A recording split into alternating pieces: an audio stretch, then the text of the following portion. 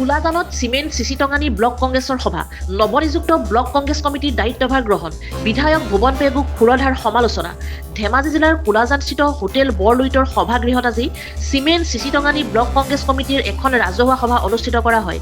চিলাপথাৰ মহাবিদ্যালয়ৰ অৱসৰপ্ৰাপ্ত অধ্যাপক দীনেশ চন্দ্ৰ পেগুৰ সভাপতিত্বত অনুষ্ঠিত হোৱা সভাখনত আগন্তুক ২৬ৰ বিধানসভাৰ নিৰ্বাচনৰ প্ৰতি লক্ষ্য ৰাখি দলটোৰ সাংগঠনিক স্থিতি সবল কৰাৰ বিষয়ে বিস্তৃত আলোচনা কৰা হয়।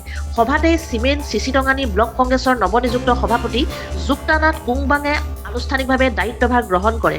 সভাত অসম প্ৰদেশ কংগ্ৰেছ কমিটিৰ সাধাৰণ সম্পাদক নিগম পেগু, জিলা কংগ্ৰেছৰ নেতৃবৰ্গ, মহিলা আৰু যুৱ কংগ্ৰেছৰ নেতৃবৰ্গৰ উপৰিও চিমেণ্ট চিচিটঙানী ব্লক কংগ্ৰেছ কমিটিৰ অধীনৰ 13টা মণ্ডলৰ সভাপতিসকল উপস্থিত থাকে।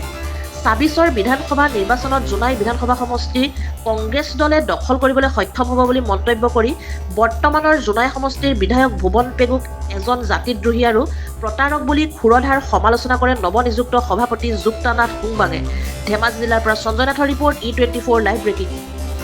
দায়িত্ব আৰু আপোনালোকৰ ছাপোৰ্ট, আপোনালোকৰ সহযোগিতা, যিটো আজি এই গুৰু দায়িত্ব, ব্লক প্ৰেচিডেণ্টৰ দায়িত্ব মই পাইছোঁ, ইয়াক আপোনালোকৰ সকলোৰে সহায় সহযোগিতা কামনা কৰি মই ইয়াক গ্ৰহণ কৰিছোঁ বুলি কৈ মোৰ এই কাৰ্যসূচী মই ইয়াতে সম্পন্ন